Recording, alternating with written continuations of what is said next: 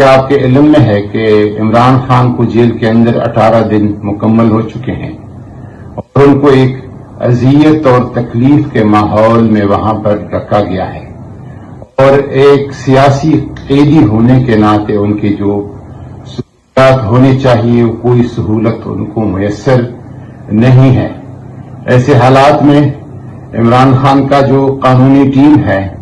وکیل، اپیل اور دلیل کے ذریعے سے اس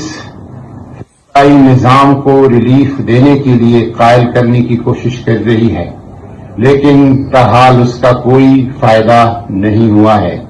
ایسے حالات میں اہل ایمان کے ساتھ ایک جو بہت بڑی طاقت اور ہتھیار اور وسیلہ اور ذریعہ ہوتی ہے وہ قرآن پاک کی تلاوت، ذکر، تسبیح، درود اور دعا۔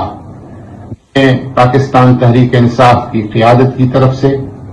اور عمران خان کی اہل خانہ کی طرف سے اور اپنی طرف سے آپ سے گزارش کرتا ہوں کہ عمران خان کی باعزت بحفاظت رہائی اور واپسی کے لیے پاک کی سورہ یاسین کی کثرت سے تلاوت کرے، صبح اور شام، دن اور رات، کیونکہ حضور صلی اللہ علیہ وسلم نے فرمایا ہے کہ ہر چیز کا ایک دل ہوتا ہے اور قرآن حکیم کا دل وہ سورہ یاسین ہے۔ اور ایک دوسری روایت میں ہے کہ سورہ یاسین کو جس نیک مقصد کے لیے پڑھا جائے گا وہ مقصد اللہ تبارک و تعالی پورا فرمائے گا۔ ہم پاکستانیوں سے، عمران خان کے تمام چاہنے والوں سے گزارش کرتا ہوں کہ سورہ یاسین کی اور درود شریف کی کثرت سے ورد کرے، عمران خان کی باعزت بحفاظت